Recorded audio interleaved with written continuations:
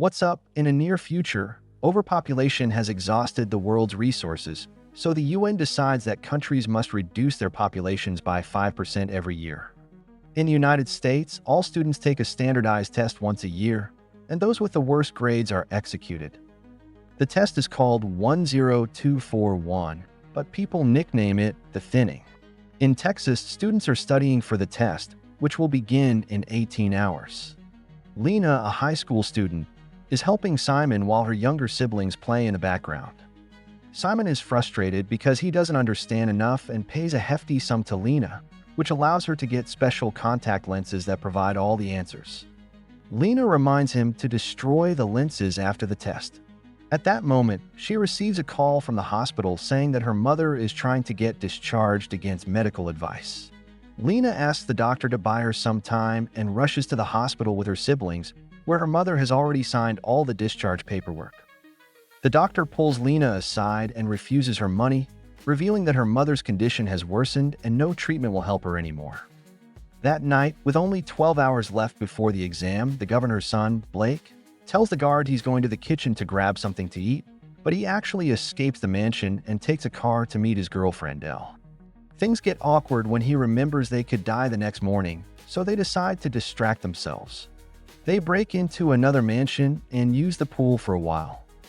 Then they return to the car to kiss, but Elle can't get into the mood because she's scared of the test.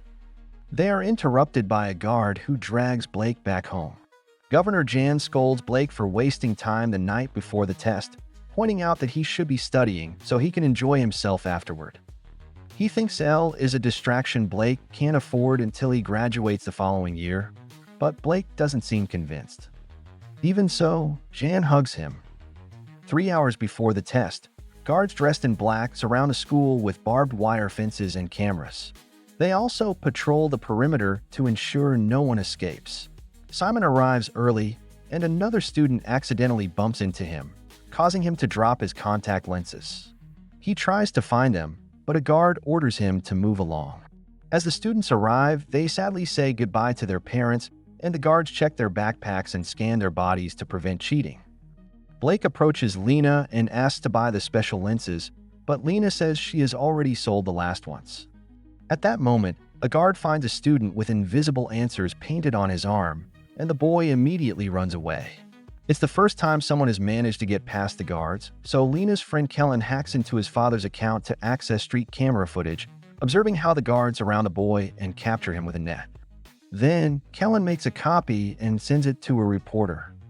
Once everyone is inside, the guards lock down the school. The students go to their respective classrooms, and Ms. Burt tries to be as comforting and encouraging as possible, saying there is always a chance. Mr. Glass reminds them of the rules. They have 2 hours to finish the test, their eyes must never leave the tablets, and all grades are final. At that moment, the test finally begins, and everyone focuses on answering the questions on their tablets. But, of course, many are struggling. When the test finally ends, the students must put down their tablets, and the guards check the results on their computers. The conclusion comes within minutes, and the teachers are devastated as they read the list of the lowest grades. For each name mentioned, the guards drag the student away, hitting those who try to resist or escape. Blake, Kellen, and Lena pass, but Elle doesn't, and she is taken away. The students get a break, and Lena sees that Simon is also being taken away. Desperate, Blake calls his father, asking him to save Elle, but Jan refuses to favor anyone, stating that the law is the same for everyone. Furious, Blake pushes several people to reach a guard, shoving him before grabbing a fire extinguisher and hitting him. Then he jumps on another guard, fighting him and yelling at Elle to escape. She immediately runs but is blocked by other students in the hallway, allowing the guards to catch up and take her to her execution while a desperate Blake is dragged away. A year passes, and the next test will be in 24 hours. Sarah can't stand studying anymore and visits Glass, who agrees to give her a good grade in exchange for favors. Meanwhile, Bert visits Lena and her siblings, who recently lost their mother. Bert brings food and offers support, knowing the little ones will take the test for the first time this year. On her way home, Bert sees Sarah getting out of Glass's car. At the governor's mansion, Blake records a video on his tablet, saying that if anyone is watching, it's because he is dead. 3 hours before the test, Lena takes her siblings to school, quizzing them along the way to ensure they are prepared. Jan tries to be supportive of Blake before he leaves, but Blake dismisses him, telling him to save his speeches. A security guard notices Blake leaving an envelope in a mailbox on the way to school and delivers it to Jan. Moments later, the school goes into lockdown, and all students take their seats in the kindergarten classroom. The teacher plays an animated propaganda video explaining why the test is important to save the Earth. Other countries kill the elderly or restrict the number of annual births, but the United States focuses on keeping smart people to become great again. The students receive tablets, and the test begins. Meanwhile, John finds Blake's video in the envelope and discovers he plans to fail on purpose so his father will watch his son die because of the system he defends. John immediately asks the guards to bring Blake home, but no one can leave the school during lockdown. After asking a guard to leave the room, John calls Mason, the head of school security. In the classroom, Blake answers everything quickly and incorrectly, finishing early. Les finds this suspicious. In the kindergarten class, a child raises their hand for help, but the teacher refuses because a guard is watching. Eventually, the time runs out, and everyone puts their tablets away. This time, the results are calculated only by MON instead of a group of guards. Soon, the teachers start calling names, and the child who asked for help is taken. The same happens to Sarah, who screams upon realizing Glass lied to her. Kellen and Lena's brothers pass, as does Blake, who doesn't understand what's happening. Bert cries when he reads Lena's name in disbelief since she is the best student in the class. Meanwhile, Mason calls Dean to confirm he made the switch. A shocked Blake watches the children being taken, and Bert runs to a guard asking him to recheck the results, claiming it's impossible Lena failed. The guards call Mason and are told everything is correct, so Lena must go with the others. While saying goodbye, Bert secretly gives Lena his card, reminding her there's always a chance. Later, the school throws a party for those who passed, and Bert notices Glass flirting with another student. At the same time, Dean attends a public event, and his speech is broadcast at the party. The crowd applauds as he mentions improvements in the state and comments on how hard but necessary the decisions are. He claims the thinning is not barbaric, calling it innovation. Dean also announces his candidacy for president, and a disgusted Bert leaves the party. In a private hallway, the failed children are instructed to undress for decontamination and are beaten when they don't comply. Lena hides Bert's card in her mouth. They're given prison-like uniforms and taken to another room where they are handcuffed to chairs. Nearby, Blake reaches the hallway and pretends to be very sick. When a guard checks on him, Blake leaps at the man and knocks him out with his weapon.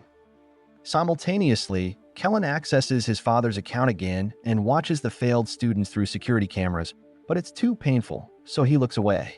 After hiding the unconscious body, Blake waits for Mason to leave the control room and sneaks inside. He tries to use the computer but is asked for a password. As guards prepare to inject the students, Blake shuts off the building's power at the electrical box. While Mason finds the unconscious guard, the electronic handcuffs fail, and the students attempt to escape, causing chaos in the room. As guards and students fight, Lena uses Bert's card to escape through a door. Mason returns to the control room, but Blake is already hiding in the ventilation ducts. Mason sees the system is down and orders guards to bring Kellen's father to fix it. At the party, guards inform everyone it's just a power outage and escort Kellen's father to the control room. As the man works, Mason checks on the students who have been handcuffed again. Mason reminds the guards to take a head count, and they realize someone is missing. In the hallway, Lena almost bumps into a guard but hides among lockers just in time. She tries to open another door with the card, but it's locked. A guard finds her, and Lena uses the darkness to pretend to be Bert. As soon as the guard turns, Lena attacks him but is overpowered. Suddenly, Blake appears and takes over the fight, using surprise to defeat the guard.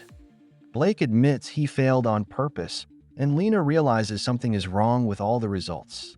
Blake sets off the alarm to draw all the guards to the hallway while he and Lena hide in the ducts. Mason announces the school will remain in lockdown until Lena is found, ignoring the fact that children should already be with their parents. In the ducts, Blake criticizes Lena for selling lenses to desperate students, seeing it as exploiting their fear. Lena explains she did it to pay for her mother's treatments, and Blake immediately apologizes. She also admits she once had a crush on Blake. At the governor's house, a reporter asks John about the extended lockdown, which John was unaware of. He pretends everything is under control and checks the news to find out Kellen's reporter friend is outside the school. She covers the crisis and interviews worried parents about their children's fate. Meanwhile, Mason has all the teachers prove they still have their cards. When he's about to check Bert's, he's interrupted by a call from Dean, who furiously orders him to solve the problem quickly. Back with Blake and Lena, they keep moving through the ducts when suddenly the surface gives way and Blake falls into a pool. Lena immediately jumps in and swims to save an unconscious Blake. Luckily, she knows CPR and revives him. They head to the lockers and turn around while changing into dry clothes. Lena finds another duct to continue. At the party, some students try to leave but are beaten by guards. Kellen records the scene and sends it to the reporter. Minutes later, Lena and Blake reach the hallway outside the server room, but the card falls from Lena's pocket. The guards hear a noise, so Blake quickly covers Lena's mouth, and they wait for the guards to pass, thankful for the darkness hiding the card. The pair enter the science room, but the noise they make climbing down is heard by a guard. Lena creates a magnetic rod using objects to retrieve the card. When the guard arrives and begins pounding on the locked door, Blake tells Lena to return to the ducts while he stays to distract the guard. Blake hides behind desks, but the guard breaks in and quickly finds him. After a struggle, only one is left unconscious. In the duct, Lena waits for the guards to leave and lowers the magnet, retrieving the card. A guard grabs it, but Lena realizes it's Blake in a stolen uniform. Meanwhile, the previous guard tells Mason there are 2 teenagers loose, and one used Bert's name. In another room, the teachers are still being held. Bert pretends to flirt with Glass and steals her card. When Mason comes to check, Bert presents Glass's card as her own. Guards notice Glass is missing her card, and she's detained while the other teachers are finally released. Mason beats Glass, demanding to know where the fugitive teens are. Lena continues through the ducts to the server room and tries to access the computer, but it requires Mason's password. She messages Kellen for help. At that moment, Kellen's father finishes repairs, and the power returns. Kellen uses Wi-Fi to receive Lena's message, then responds with a video of Mason entering his password earlier. Lena copies it and accesses the test system, first checking her brothers to confirm they passed. She checks her own results and sees she scored 98% but still failed, while Blake passed with 15%. The same happened to Sarah, who failed with 88%. It becomes clear John has been manipulating the test results for some time. During a press conference, John accuses Lena of killing 2 guards after failing the test but claims guards are working hard to ensure safety. Kellen sends his reporter friend the footage of guards beating students trying to leave, which airs on national TV. Lena guesses Kellen's involvement and sends him screenshots of the manipulated results. Unfortunately, Mason spots Lena on the security cameras and sounds the alarm. She starts running, but Mason and the guards surround her. She tries to explain she has proof she passed but is arrested anyway. Meanwhile, Blake finds the room with the students and pretends to have orders to move them. The guards are suspicious since they weren't informed. Blake has no choice but to fight. He manages a few punches before being overpowered. At the party, Kellen receives the screenshots and sends them to the reporter, who goes live on TV, exposing the manipulated results. She mentions how suspicious it is that a politician's son benefited. At the mansion, John's team panics and suggests releasing Lena, but John insists on one final move. Lena is handcuffed with the other failed children as guards prepare the injections. Mason calls John for authorization, but John orders the list to be revised. The students who passed are released, and Lena runs to kiss Blake, who is tied up. Guards drag her away while others fetch the students who actually failed, including Blake, who is also handcuffed. One by one, the students receive a mysterious injection and pass out. The school finally opens, and parents reunite with their children. Lena finds her brothers being cared for by their teacher. Parents whose children don't return have breakdowns on the spot. John appears on TV, blaming Mason for everything and making a sad speech about his love for his son, clarifying that no one is above the law. Sometime later, a truck arrives at an illegal tech factory. To Blake's shock, he wakes up alive and well, as the injection was only a sedative. Other students are also alive and discover failed students from previous years working in the factory. Blake is even more shocked to see Lena alive, ending The Thinning, a 2016 sci-fi drama film. I'll see you in the next video.